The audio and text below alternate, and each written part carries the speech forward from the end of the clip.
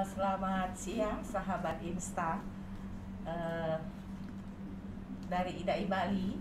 Kali ini akan menyampaikan suatu Insta Live dengan untuk mendukung World Paper Day ya. Jadi untuk mendukung epilepsi. Jadi serangan kejang pada anak seringkali membuat seorang ibu ataupun ayah ataupun siapapun yang melihatnya akan mengalami suatu ketegangan atau suatu hal yang sangat menakutkan.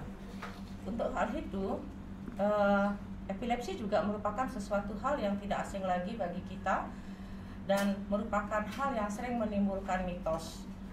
Karena itu kita akan membahas secara tuntas berbagai hal tentang epilepsi, di mana nanti bisa ibu-ibu atau para sahabat Insta bisa menanyakan, berdiskusi dengan pakar kita kali ini, yaitu Dr.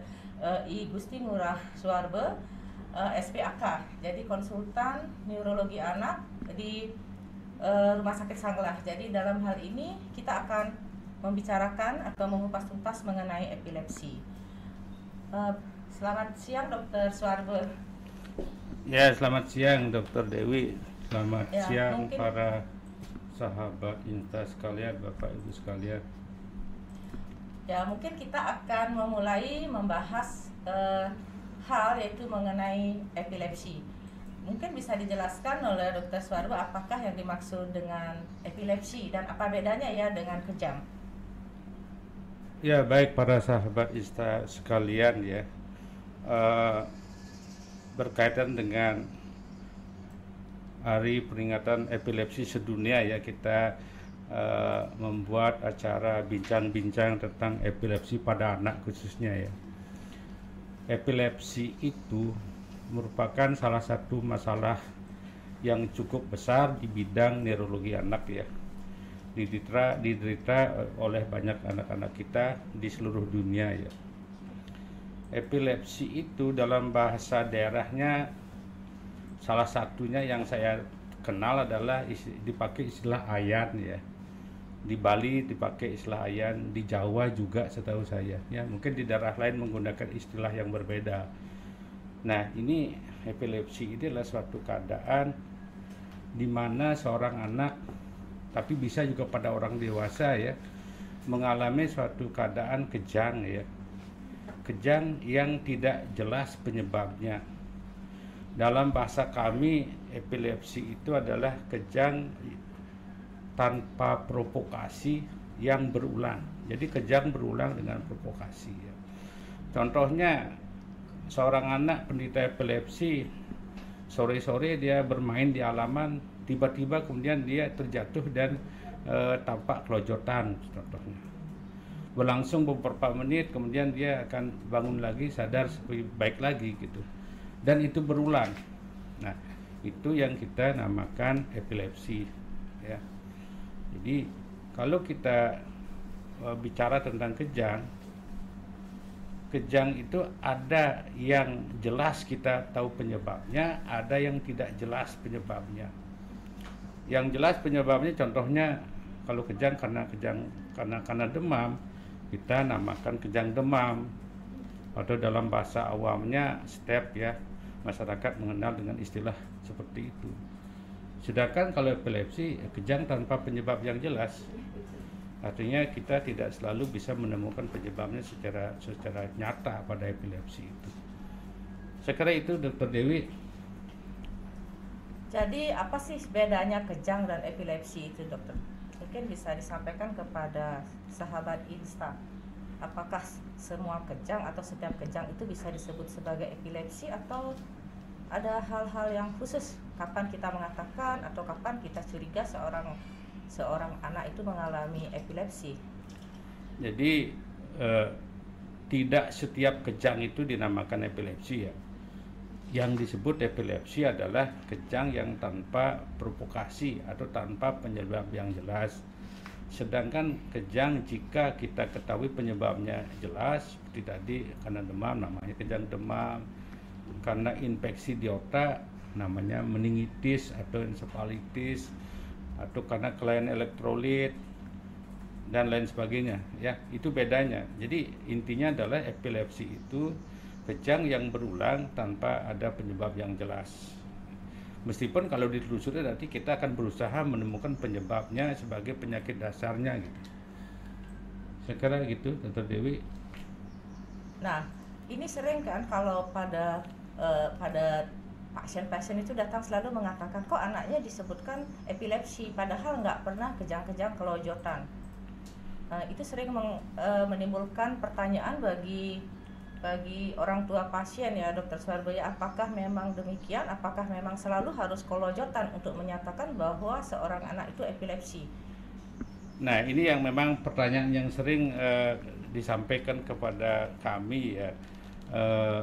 Apakah epilepsi itu harus kelojotan?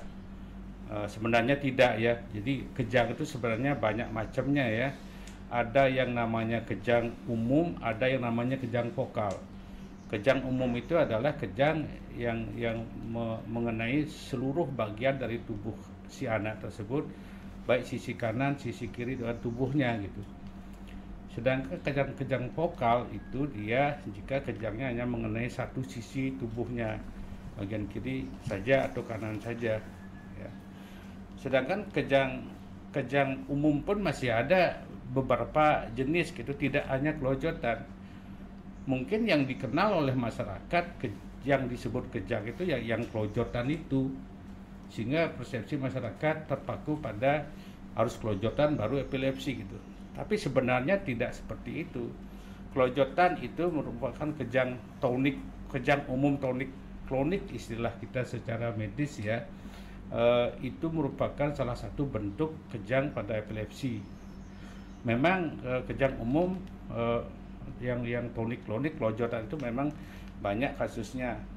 Kejang-kejang yang tipe lain itu mungkin lebih sedikit sehingga sering dianggap tidak kejang oleh masyarakat secara awam gitu. Hanya kejut-kejut pada tangan saja atau kejut-kejut pada bibir saja, itu merupakan kejang vokal. Sering itu dianggap bukan kejang sementara oleh masyarakat secara awam gitu. Padahal itu bisa saja suatu kejang vokal gitu, Dr. Dewi ya. Tadi selalu kita menyatakan bahwa epilepsi ini berhubungan dengan serangan kejang ya, Dokter ya. Nah, lalu apa sih yang harus dilakukan oleh para orang tua atau barangkali sahabat Insta yang kebetulan bertemu dengan pasien yang pada saat itu terjadi serangan kejang? Apa saja yang harus dilakukan pada keadaan darurat di luar rumah sakit ya, misalnya di jalan ketemu pasien dengan kejang? Mungkin bisa diberikan tipsnya kepada sahabat Insta. Ya, ini memang suatu hal yang praktis dan penting ya, bagaimana kita menyikapi jika berhadapan dengan seorang anak yang mengalami kejang, terutama kalau terjadi di luar rumah sakit, di rumah, apalagi kalau di jalan ya. Pada prinsipnya, kejang itu adalah merupakan suatu kegawat daruratan medik ya, yang memerlukan tata laksana yang cepat dan benar. Nah, prinsip tata laksana kegawatan ya seperti kegawat yang lain ya. Pertama kita harus bebaskan jalan napasnya ya. Posisikan dia terlentang dengan posisi miring ke kiri atau ke kanan, longgarkan pakaiannya, bersihkan mulutnya kalau ada sedang makan atau minum tertentu ya. Kemudian jika ada oksigen berikan oksigen ya. Dan yang paling penting adalah menghentikan kejang itu menggunakan obat anti kejang ya, yang bisa diberikan untuk masyarakat awam. Itu kita rekomendasikan bisa diberikan melalui dubur ya.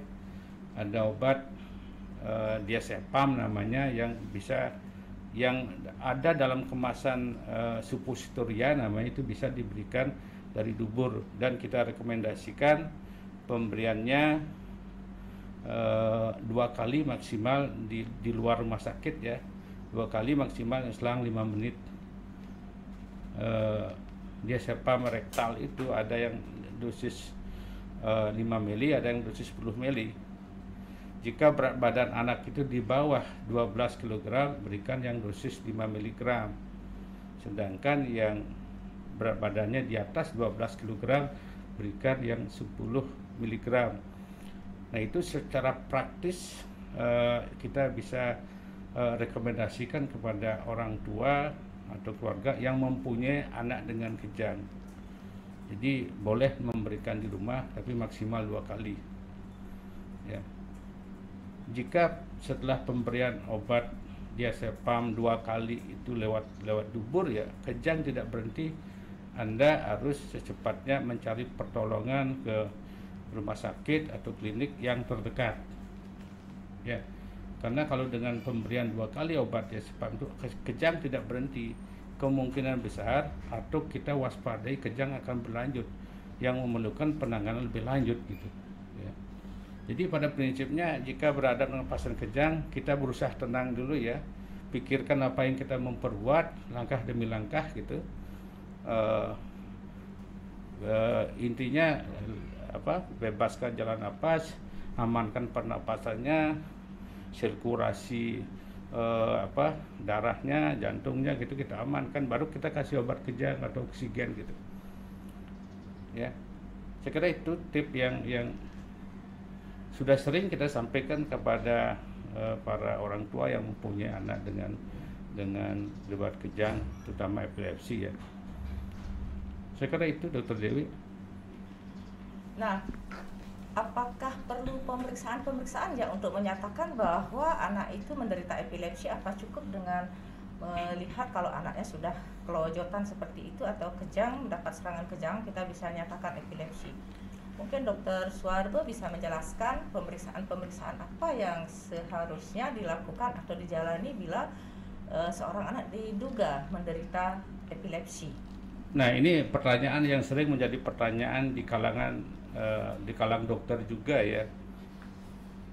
Bagaimana kita bisa mendiagnosis epilepsi di tempat yang sangat terbatas fasilitas pemeriksaan penunjangnya?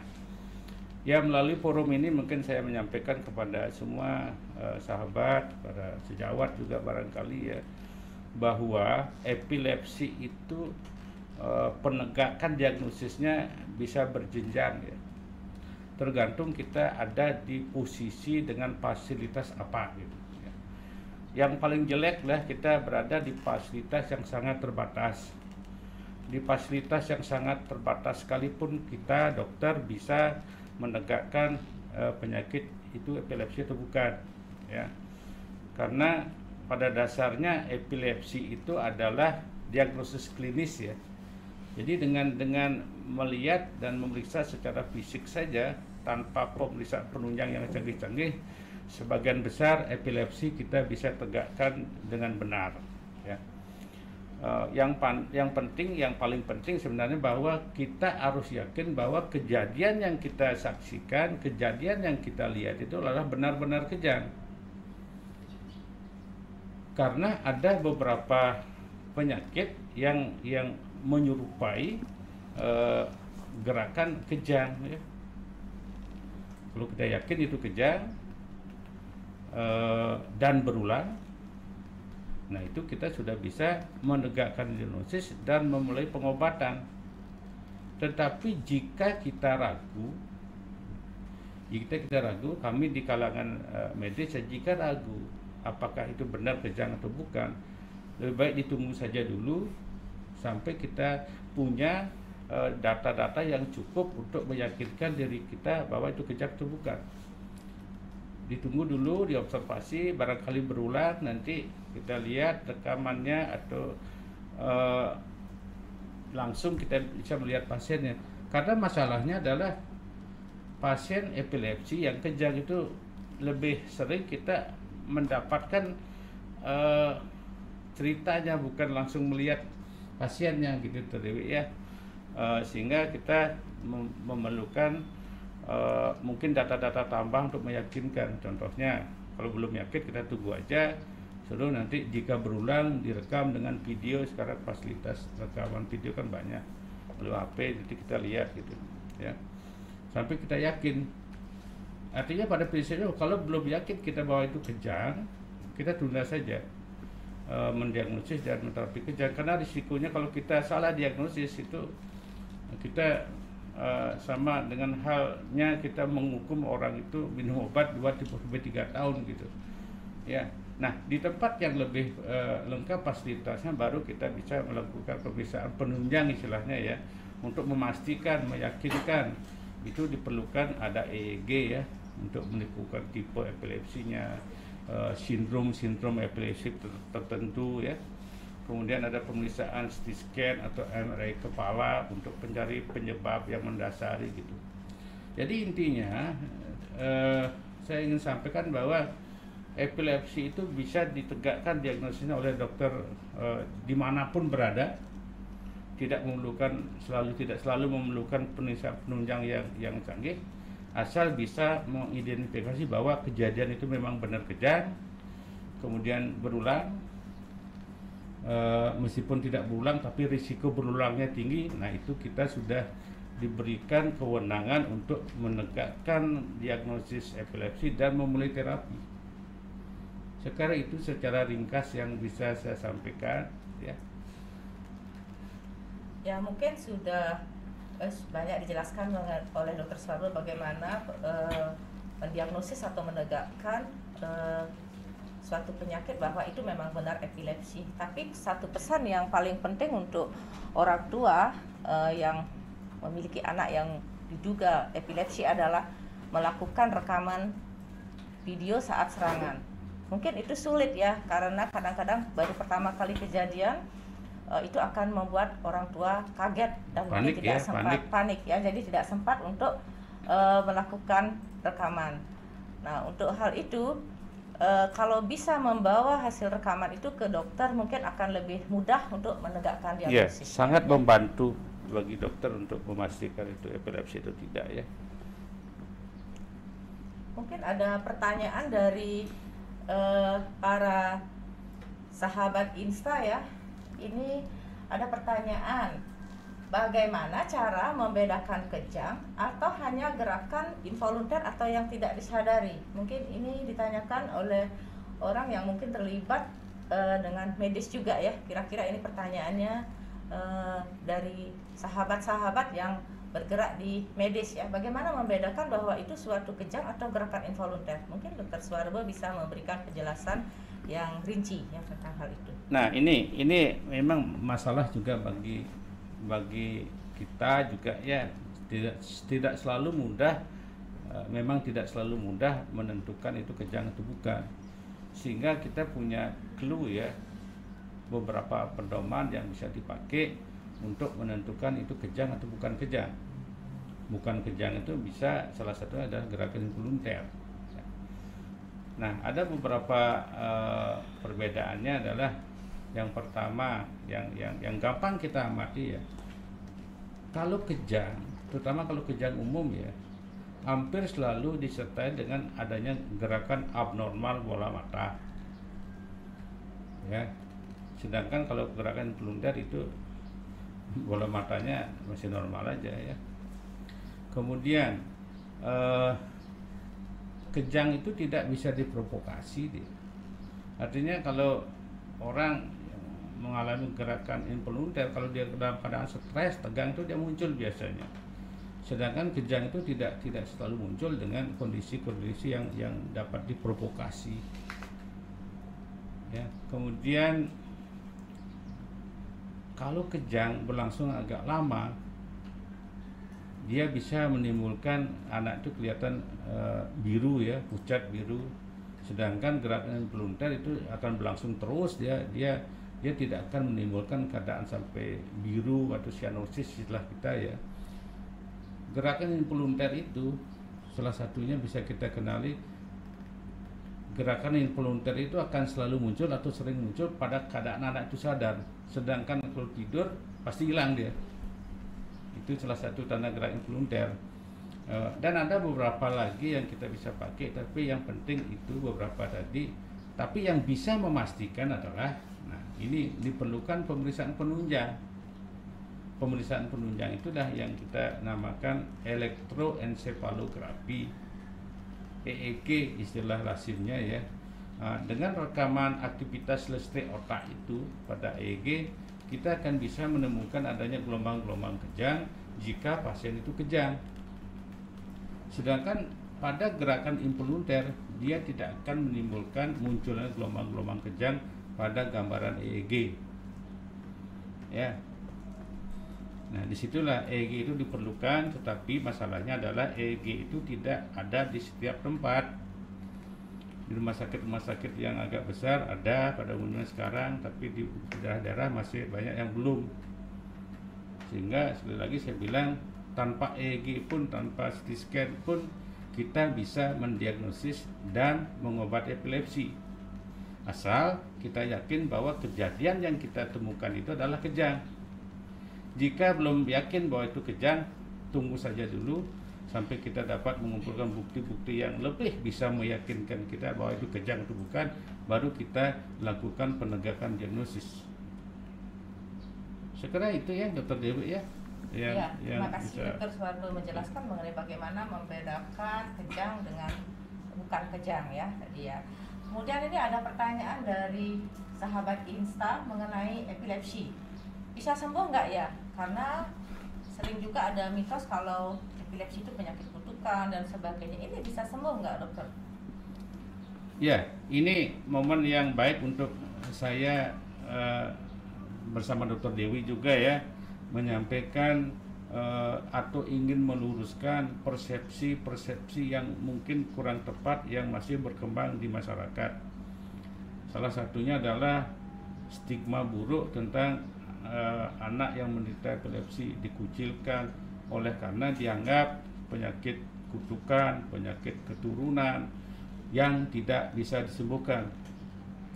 Ini paradigma lama ya. Dulu memang dianggap penyakit kutukan yang tidak dapat disembuhkan, sehingga pada zaman-zaman dulu saya masih ingat di zaman kecil saya banyak tuh beberapa saya ketemu anak epilepsi, orang dewasa epilepsi tidak diobati karena mereka meyakini bahwa penyakit epilepsi itu atau ayan dalam bahasa daerahnya tidak bisa disembuhkan.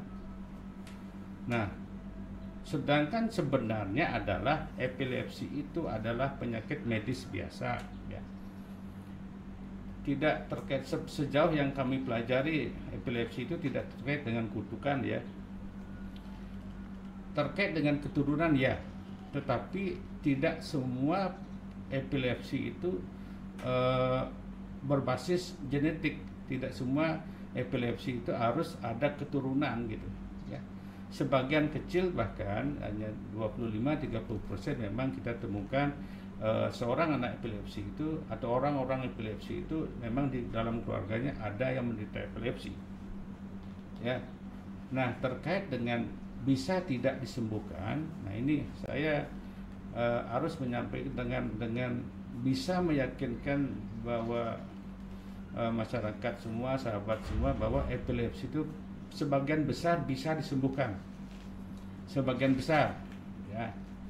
Memang ada sekian persen, 15-20% epilepsi itu sulit disembuhkan, bahkan dia harus minum obat seumur hidup ya. Percayalah bahwa sebagian besar epilepsi itu bisa disembuhkan. Masalahnya adalah untuk mencapai penyembuhan itu minum obatnya lama. Ini yang menjadi masalah besar memang di dalam pengobatan epilepsi. Pengobatan epilepsi itu rata-rata ya 2-3 tahun tercapai keadaan tidak kejang berturut-turut. Nah, ini masalah berturut-turut ini yang bikin berat. Nah, itu dinyatakan remisi atau sembuh. Tetapi sering terjadi untuk mencapai keadaan bebas kejang 2 tahun atau 3 tahun berturut-turut ini yang sering menjadi masalah. Bebas kejang setahun tertahu dengan satu sebab, dia di suatu ketika dia mengalami kejang lagi. Nah, ini kita mesti hitung dari nol lagi untuk mencapai masa 2 atau 3 tahun itu. Ya, ini permasalahan yang kita hadapi memang sekarang. Ya, tapi pada intinya untuk menjawab pertanyaan ini bahwa epilepsi itu sebagian besar bisa disembuhkan, terutama epilepsi yang tidak disertai oleh kelainan-kelainan yang menyertai, kelainan-kelainan di otaknya yang menyertai, tidak ada kelainan yang lain. Jadi dia murni epilepsi saja, itu kita yakini sembuh. Cuman masalahnya memang yang sembuh itu bisa kumat juga gitu, ya. Yang sulit sembuh itu adalah epilepsi yang disertai atau ada komorbidnya, ada kelainan lain di otaknya, ada kelainan tumbuh kembang. Dan yang sering membuat epilepsi sulit sembuh adalah ketaatan dan keteraturan minum obat yang sering kita pertanyakan. Ya, itu yang menjadi masalah kita bersama. Ya, kadang-kadang kita mau nyalahkan pasien, keluarganya juga nggak bijaksana kita, karena masalahnya memang minum obatnya jangka panjang gitu, membosankan, melelahkan dengan biaya dan waktu yang habis banyak gitu. Saya kira itulah ya Dokter Dewi ya, kita pahami bahwa epilepsi itu sebagian besar bisa disembuhkan intinya. Ya. Kalau mau berobat dengan tekun dan lama gitu. Ya. Tapi ada sih juga pendapat ya, mitos katanya epilepsi bisa sembuh tanpa obat. Betul nggak ya Dokter Suharbo ya? Nah begini, pendapat itu ada benarnya ya, karena ada beberapa penelitian melaporkan bahwa sekian persen dari epilepsi itu bisa remisi spontan. Artinya dia sembuh sendiri. Contohnya, dia menderita epilepsi sejak umur 2 tahun, kejang setiap bulan, setiap 3-4 bulan dikejang sekali, dibiarkan. Umpamanya dibiarkan, ada kasus begini cukup banyak, dibiarkan, tapi nanti umur 10 tahun dia nggak kejang lagi, dianggap remisi, ya sembuh. Ada efeknya nggak kalau seandainya sering-sering kejang itu nggak diobati? Nah ini masalahnya, dia mengalami remisi, sembuh dalam bahasa awamnya, tetapi sudah meninggalkan gejala-gejala akibat gangguan fungsi otak oleh karena kejang itu. Ini yang jadi masalah. Jadi anak dengan umur 10 tahun semuanya dengan keterlambatan tumbuh kembang.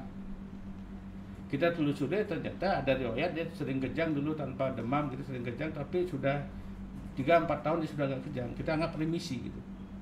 Nah, tetapi dia menyisakan masalah gangguan tumbuh kembangnya akibat kerusakan otak yang ditimbulkan oleh adanya kejang yang berulang yang nggak diobati itu gitu. Itu masalahnya.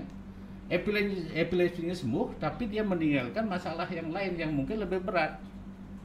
Tetapi remisi sembuh sementara itu nanti bisa aja kumat lagi, umur 15 tahun kumat lagi dia gitu. Ini masalahnya. Ya. Sekarang itu. Memang benar ada suatu pendapat bahwa sekian persen, saya lupa persentasenya, sekian persen epilepsi bisa remisi spontan, sembuh spontan dia tanpa obat maksudnya, atau dia berobat tradisional atau terserah yang kita nggak tahu. Tetapi masalahnya itu dia meninggalkan masalah akibat kejang yang berulang yang nggak diobati, itu masalahnya. Ya. Lalu kapan orang tua harus segera mengkonsultasikan anaknya? Kalau demikian kan ada bisa sembuh tanpa obat. Nah setelah ada peristiwa apa, atau apakah setelah kejang berapa kali mereka harus segera berkonsultasi kepada dokter untuk hal ini? Nah, pada prinsipnya ya, terlepas dari epilepsi atau tidak, kalau para sahabat punya anak, keluarga atau tetangga mengalami kejang, ya, apalagi sudah berulang, sebaiknya Anda konsultasi ke dokternya. Kalau anak, silakan datang ke dokter anaknya untuk menelusuri lebih jauh apa tindak lanjut sikap kita terhadap anak dengan kejang. Kita mesti menelusuri apakah dia epilepsi atau dia kejang demam atau yang lain gitu. Jadi kalau kapan sebaiknya konsultasi ke dokter kalau anak kejang, menurut saya sih secepatnya. Jadi begitu ada kejang Dokter Suharbo ya, sudah segera konsultasi, apalagi sudah ada gangguan perkembangan ya, atau ada hal-hal yang lain yang bisa memperburuk kondisi tersebut ya. Nah ini ada pertanyaan dari sahabat instan Dokter Suharbo, menanyakan tentang gadget yang saat ini sangat ini ya, mau tidak mau harus pegang gadget karena sekolah online seperti itu. Apakah itu memang bisa berpengaruh terhadap anak yang epilepsi ya? Ya baik, ini gadget ini merupakan bagian yang tidak bisa dipisahkan dari kehidupan kita saat ini ya. kita berada di zaman ini. Saya sudah merasa lelah bagaimana menyarankan anak atau keluarganya untuk mengurangi gadget ya. Tapi saya merasa tidak berhasil, saya nggak berhasil karena gadget itu kebutuhan ya, banyak manfaatnya ya, tetapi pada situasi tertentu kita harus juga melihat apa sih sisi kurang baiknya daripada gadget itu ya. Nah, terkait dengan epilepsi, terutama dalam bincang-bincang kita siang ini, banyak laporan yang menyebutkan bahwa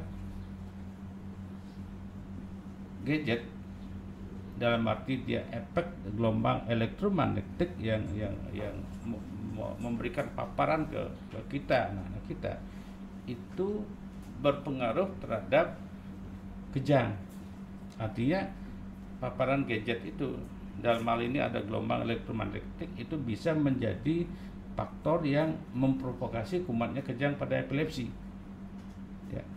Ini menjadi salah satu harus dihindari pada anak-anak epilepsi yang sedang dalam pengobatan. Paparan gadget itu awalnya memang kontroversi. Ada yang bilang tidak berpengaruh terhadap epilepsi, tapi ada yang bilang berpengaruh. Tetapi laporan-laporan lain semakin banyak yang menyatakan itu berpengaruh. Ada beberapa teori yang bisa menjelaskan itu ya.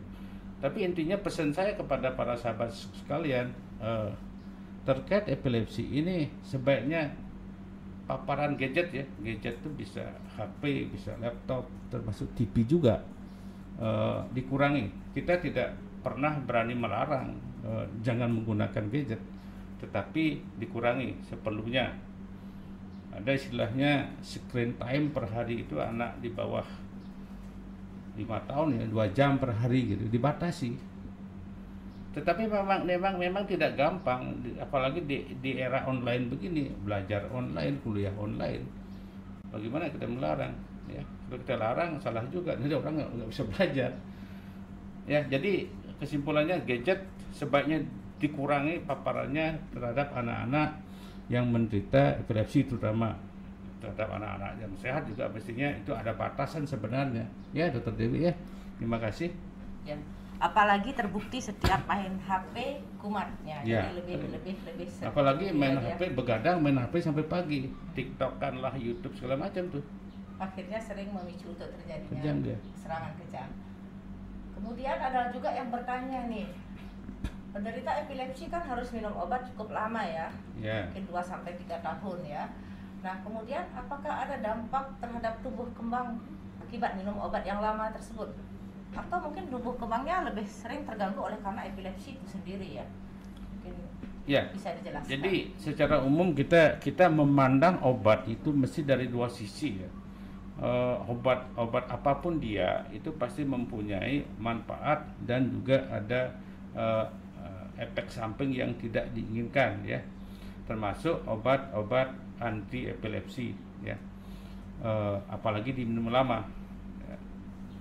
Secara teoritis sekian macam obat epilepsi itu semua ada efek samping, tetapi harus diingat bahwa efek samping yang tercantum di dalam brosur obat itu tidak selalu terjadi.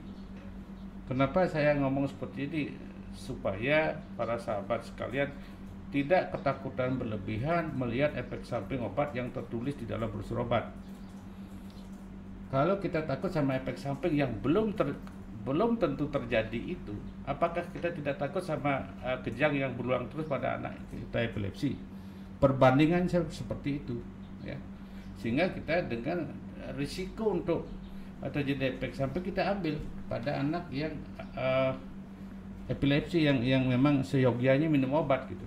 Nah, efek samping obat anti epilepsi itu kita dokter ya sudah bisa mengidentifikasi obat epilepsi A efek sampingnya begini, kita hindari pada anak dengan begini gitu ya. Nah, terkait tumbuh kembang, secara nyata memang obat epilepsi itu tidak pernah dilaporkan mengganggu tumbuh kembang. Tetapi laporan-laporan yang pernah ada mengganggu konsentrasi ya, loss memory sebagian obat kejang itu ada. Ya, hiperaktif ya ada, obat yang menimbulkan hiperaktif.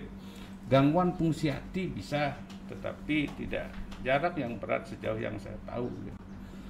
Yang paling sering kita temukan sehari-hari efek samping terhadap tumbuh kembang ya, khususnya pertanyaan ini adalah obat, contohnya fenobarbital itu memang nyata-nyata secara teoritis, pengalaman pribadi saya, mungkin juga Dr. Dewi, memang efek samping hiperaktif pasti terjadi.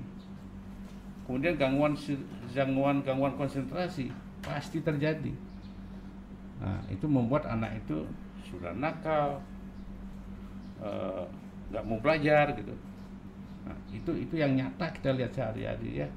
Kalau hiperaktif, penggunaan asam paurat kadang-kadang kita temukan itu, ya, tetapi tidak serius. Ya. Jadi intinya penggunaan obat anti epilepsi jauh lebih banyak manfaatnya daripada risiko yang harus kita hadapi. Ya, karena kita harus memperbandingkan antara kemungkinan efek samping obat dan dampak kejang yang kita harus terima akibat kejang yang berulang pada epilepsi itu. Sehingga kesimpulannya kita harus berani ngambil risiko terhadap efek samping itu terjadi demi kepentingan lebih besar, dalam hal ini pengobatan epilepsi gitu. Ya, Dr. Dewi, saya kira itu para sahabat sekalian. Ya, ini juga ada yang bertanya, apakah semua penderita epilepsi itu mengalami gangguan pertumbuhan perkembangan? Apakah mungkin nanti akan tetap bisa menjadi anak yang normal? Ya, ini pertanyaan yang bagus ya, yang perlu didengar jawabannya oleh banyak pihak gitu ya.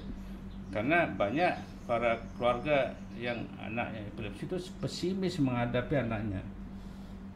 Jadi sebenarnya sebagian besar anak epilepsi itu malah tumbuh kembangnya normal. Nah, bagi anak epilepsi yang tidak normal tumbuh kembangnya itu, kalau tidak normalnya dari awal, itu pasti ada penyakit lain yang menyertai.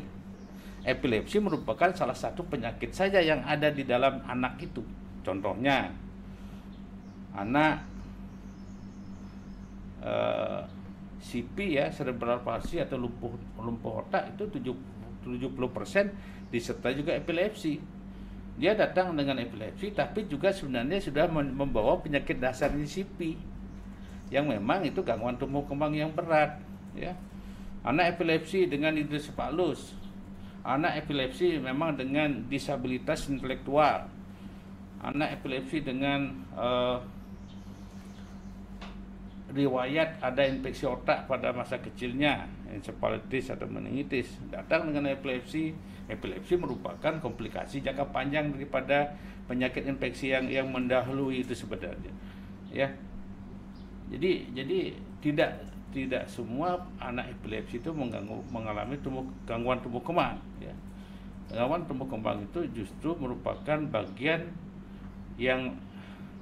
lain daripada penyakit yang diderita oleh anak itu, ya.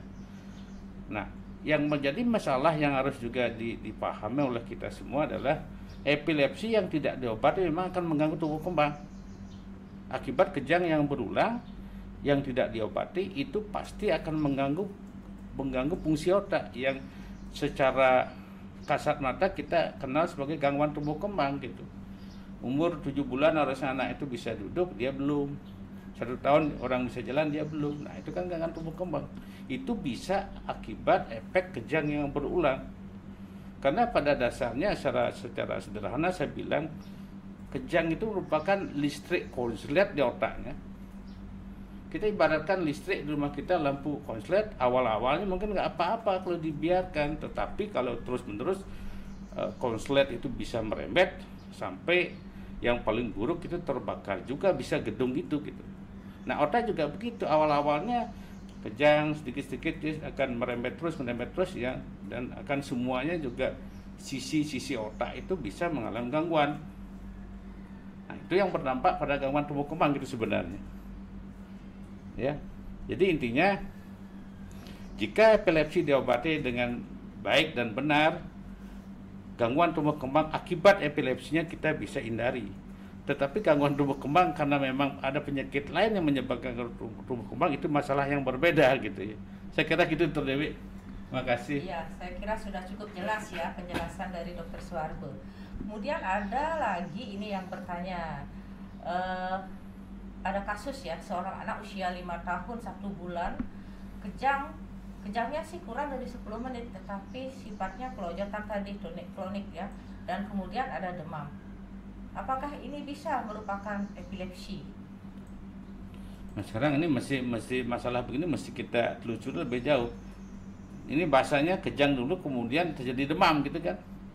Mesti kita telusuri lebih jauh ini apakah sebelum atau pada saat kejang itu demam tidak?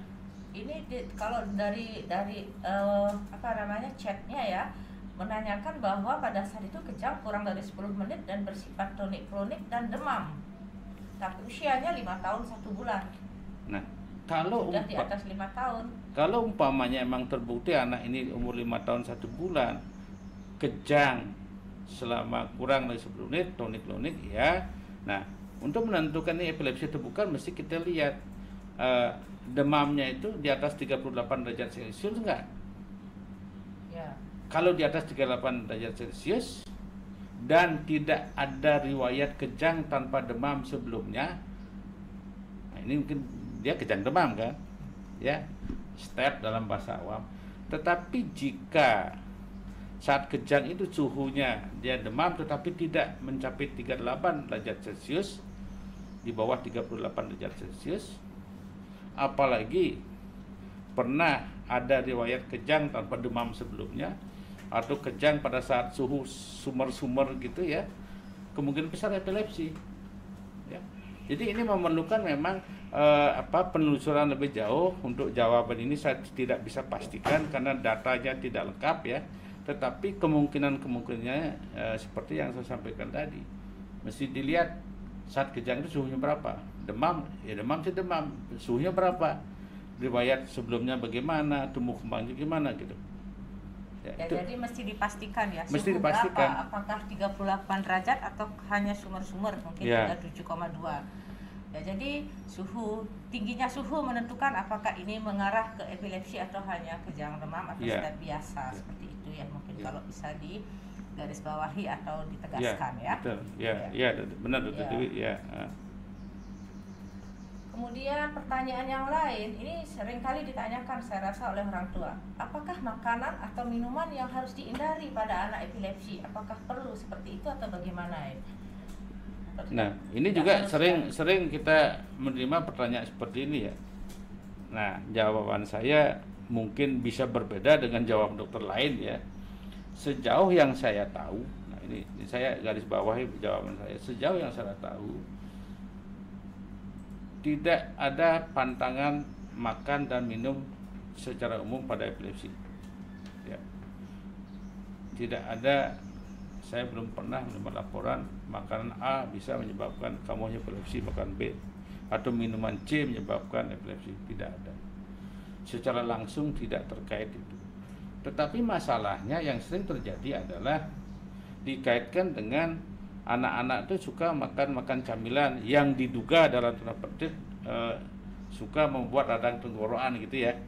Radang tenggorokan ini yang menyebabkan demam. Demamnya ini bisa memicu kumannya kejang pada epilepsi ya.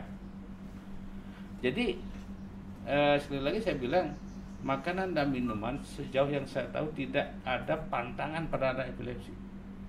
Jadi tidak secara langsung menimbulkan epilepsi atau serangan epilepsi. Tidak Tapi kalau makanan itu menimbulkan masalah pada anak tersebut, misalnya sakit, nah itu dia yang demam, menjadi pencetus ya. Sakit, demam, tidurnya menjadi nggak nyaman, kurang tidur. Nah, kurang tidur bisa menyebabkan dia kumat. Ya. Demam bisa menyebabkan kumat. Ya, nggak makan beberapa hari ke kondisi hipoglikemi umpamanya yang membuat anak itu lemah, ya itu bisa memicu kejang pada epilepsi. Ya, saya kira mungkin suatu saat para sahabat menanya dokter lain mungkin bisa saja berbeda jawabannya. Tapi jawaban saya seperti ini. Terima kasih. Ya, menyambung lagi Dokter Suwargo, ini dijawab tadi dengan kasus yang tadi. Katanya suhunya itu di atas 38 derajat Celcius dan baru pertama kali mengalami kejang. Kira-kira bagaimana itu? Nah, kalau kita dapat data tambahan ini bahwa kasus tadi ya, suhunya di atas 38 derajat Celcius. Dan jika anak itu setelah kejangnya sadar baik-baik saja, itu hampir saya bisa pastikan ini suatu kejang demam. Ya, suatu kejang demam. Artinya step lah dalam bahasa awamnya masyarakat kita ya. Kalau dia habis kejang itu dia sadar baik. Tapi dalam satu kasus kita menghadapi pasien kejang dengan suhu tinggi, habis kejang nggak pernah sadar lagi dia. Nah, itu lain lagi masalahnya itu.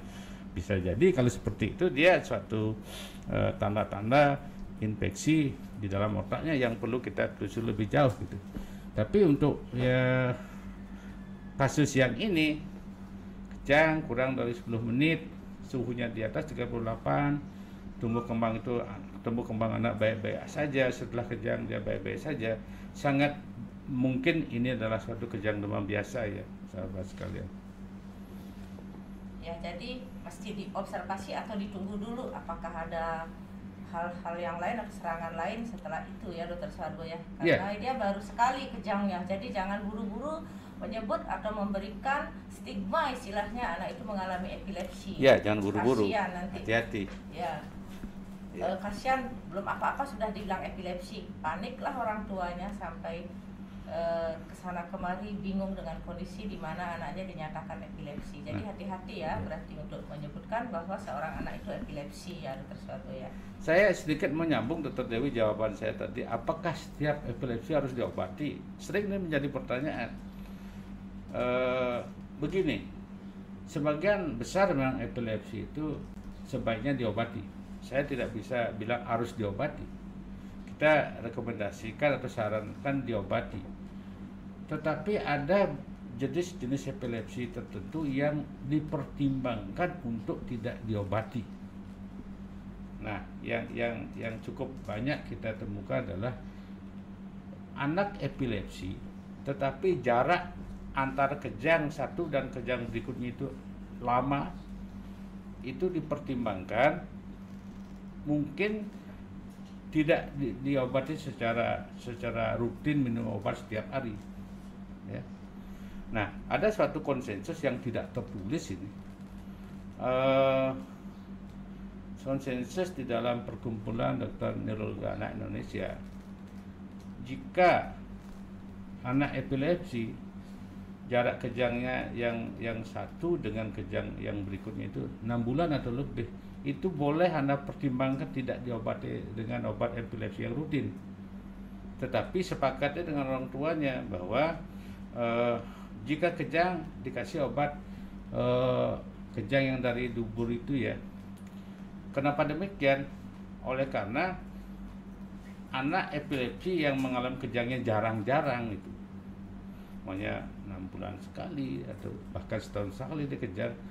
Kalau kita kasih obat rutin, setiap hari minum obat, nah hasilnya itu adalah dia tidak kejang. Kita tidak yakin bahwa obat yang membuat dia tidak kejang.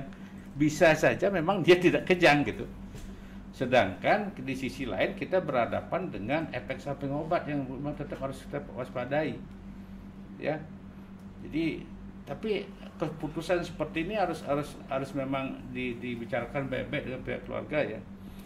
Kalau di negara luar ya, seperti di Belanda yang pernah saya baca ya, bukan pernah saya kesana, pernah saya baca. Di situ mereka menggunakan malah lebih longgar. Kalau kejangnya lebih dari 3 bulan jarak kejangnya, itu pertimbangkan tidak diterapi. Disiapkan aja obat yang dari dubur itu jika dia kejang gitu. Dan orang tuanya dilatih dia bagaimana caranya menghadapi kejang gitu. Ya. Saya punya beberapa pasien, dia datang kejang sebelumnya 1 tahun yang lalu gitu. Saya sarankan seperti ini, tetapi ada yang orang tuanya sangat cemas. Itu menjadi pertimbangan lain ya. Kalau orangnya sangat cemas, mungkin kita obati pun nggak salah gitu. Ada yang menerima tidak diobati, observasi aja. Tapi ada juga yang terlalu cemas, terutama bapak ibu yang masih punya anak 1 gitu ya, cemasnya kadang-kadang berlebihan. Udah kita obati aja gitu. Tapi kita jelaskan dulu bahwa ada satu konsensus seperti tadi, jarak kejang terlalu lebar tidak pertimbangan untuk tidak diobati secara rutin gitu.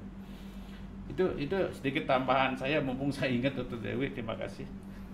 Ya, seperti anak yang tadi hanya kejangnya sekali, mungkin dalam waktu 2 tahun baru kumat atau setahun baru kumat. Kira-kira apakah pemberian obatnya sama ya lamanya dengan anak-anak yang epilepsi memang yang sering kambuh?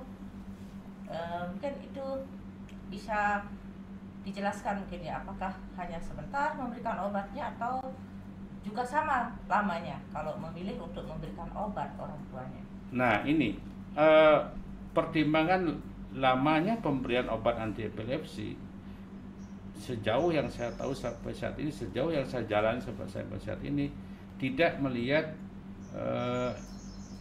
sering atau tidaknya kejang. Tapi yang jelas adalah jika terpenuhi kriteria diagnosis ya, istilah kami di secara medis, itu sudah boleh kita menyarankan untuk pemberian obat anti epilepsi secara rutin ya. Mau dia kejangnya setiap hari, mau kejangnya sebulan sekali, mau kejangnya 2 bulan sekali, panduan umum itu tetap dia minum obatnya 2-3 tahun bebas kejang, atau dengan istilah lain dikatakan remisi atau sembuh jika tercapai keadaan 2-3 tahun bebas kejang secara berturut-turut.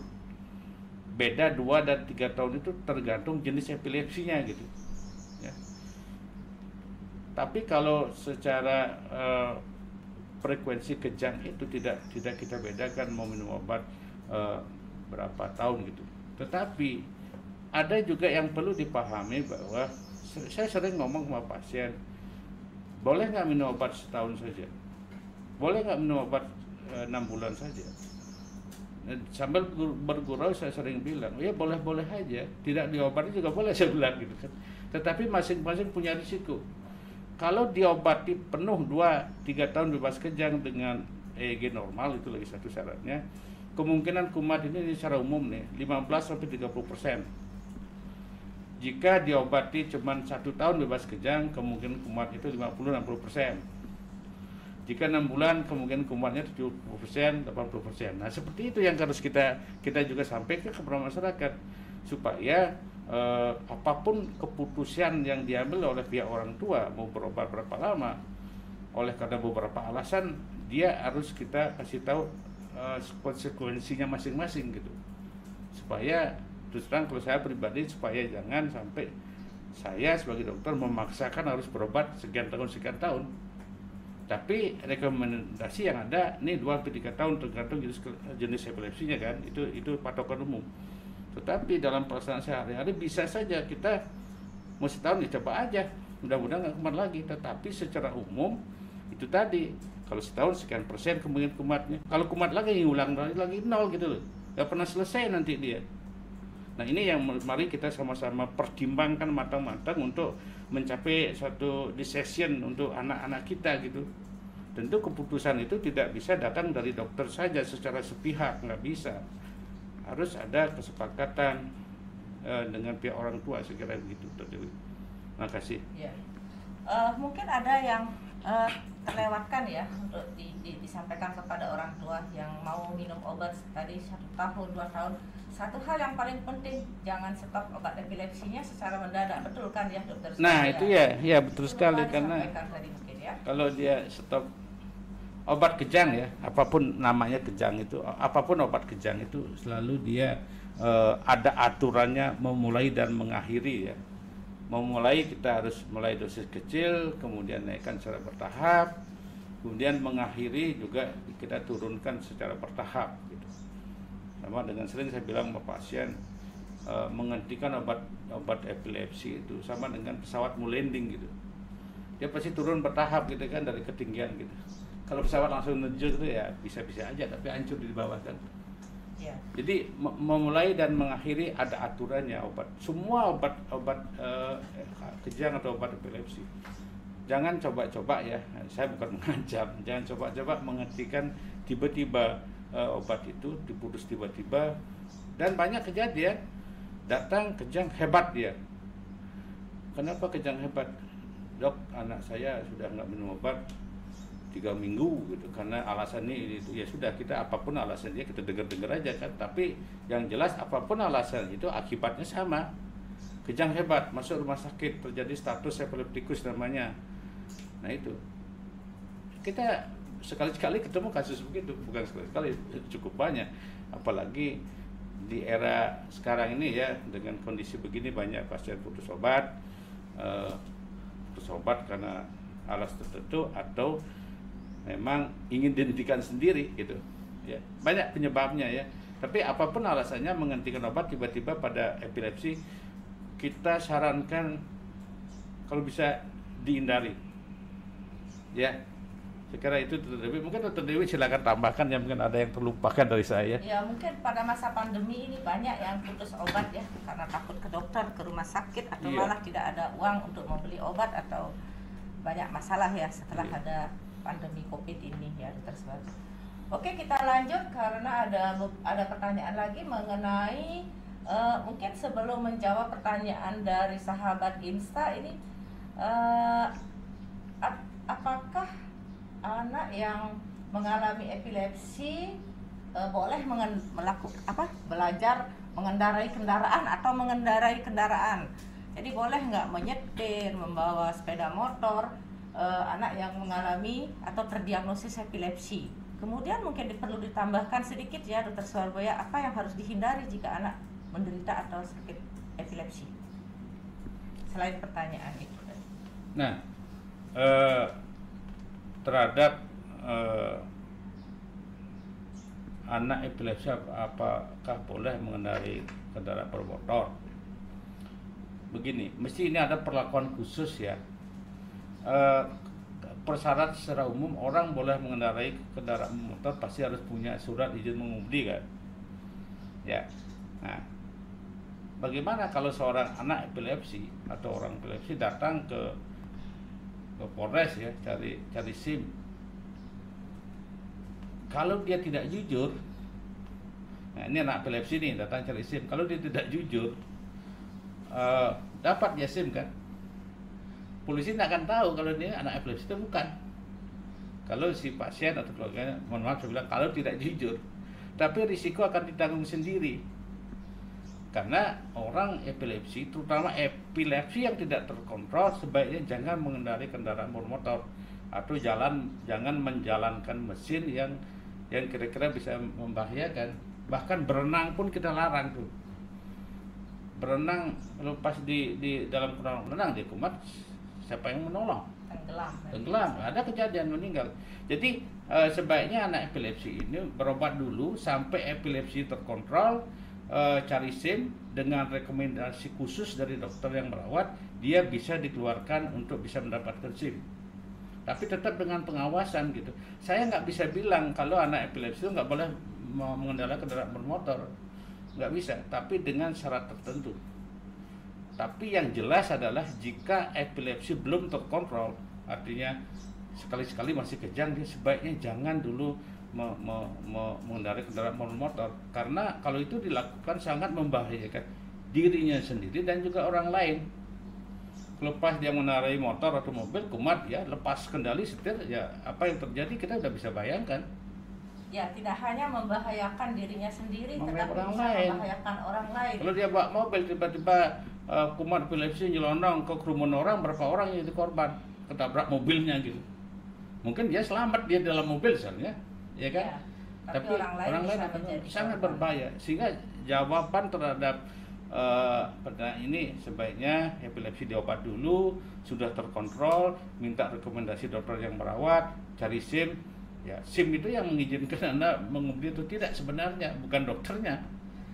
Ya kan, tapi dokter memberikan rekomendasi ini epilepsi terkontrol atau tidak gitu, ya. Ya, itu ada syarat tertentu. Mungkin berapa tahun tidak kejang bisa disampaikan, atau ya syaratnya itu tadi, epilepsi bisa direkomendasikan untuk mendapatkan SIM kalau dia sudah mengalami remisi. Berapa tahun ya untuk orang awam mungkin perlu ditambahkan? 2-3 tahun itu. 2-3 tahun yang tidak tadi kumat itu. Ya. Ya, tidak kumat, tapi dengan catatan, tetap dengan catatan hati-hati gitu, karena epilepsi bisa kumat nih masalahnya. Walaupun sudah selesai pengobatan Sudah dan ada walaupun kumat, sudah 3 tahun tidak kejang, nanti bisa kumat lagi. memang. Kita nggak boleh nutup-nutupi, bisa kumat memang, ya. Tergantung juga patok pencetusnya. Seperti tadi kita sudah sempat sampaikan di awal, apa yang mencetuskan epilepsi itu kumat gitu.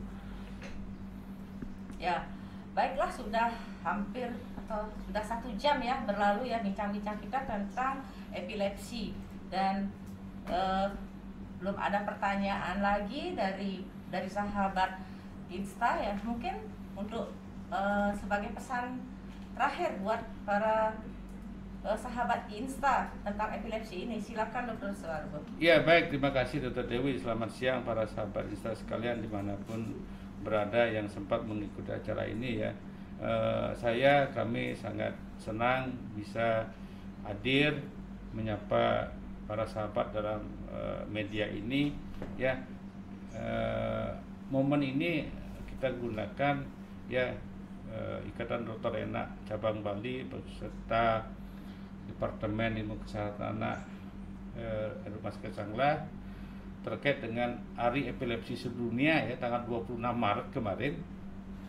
Kita diingatkan kembali bahwa mari kita bersama-sama membangkitkan semangat untuk mengatasi epilepsi ini ya. Mudah-mudahan dengan acara seperti ini kami bisa berkomunikasi dengan para orang tua atau para penderita epilepsi, bertemu dengan para orang tua yang mengalami epilepsi untuk saling berbagi ya, memberikan tip-tip praktis tertentu yang mudah-mudahan bermanfaat buat sahabat sekalian ya. Acara seperti ini kita mudah-mudahan bisa berulang pada hari-hari berikutnya, kesempatan yang berbeda dengan momen yang berbeda ya. Mohon maaf jika ada yang kurang berkenan terhadap apa yang saya sampaikan, tutur kata saya ya, dan mudah-mudahan acara seperti ini ada manfaatnya terutama buat anak-anak kita yang kebetulan sedang mengalami epilepsi ya. Pesan akhir saya kepada para sahabat sekalian, bagi sahabat atau penderita epilepsi, tetaplah semangat, bahwa pegang moto bahwa epilepsi itu sebagian besar bisa disembuhkan. Lepaskan stigma lama yang terkait epilepsi yang menyatakan bahwa epilepsi penyakit kutukan, penyakit keturunan yang tidak bisa disembuhkan. Tolong dibuang jauh-jauh paradigma itu. Mari kita masuk dalam paradigma lama bahwa epilepsi dapat disembuhkan sebagian besar. Saya tidak bisa bilang semua bisa disembuhkan, sebagian besar bisa disembuhkan. Itu yang bisa saya sampaikan, mudah-mudahan bermanfaat. Selamat siang, silakan Dr. Dewi. Ya, terima kasih Dr. Suwargo sudah memberikan begitu banyak informasi mengenai epilepsi. Semoga semua informasinya itu bermanfaat bagi sahabat Insta yang sempat bergabung secara live di media ini ya. Semoga suatu hari nanti kita juga akan melanjutkan program-program IDAI Bali yang bisa menyampaikan beberapa hal terkait dengan penyakit tertentu ya. Sampai jumpa ya, salam sehat, dan khusus untuk penderita epilepsi tetap semangat, semoga nanti bisa sembuh dan tidak mengalami serangan kembali ya. Terima kasih. Ya.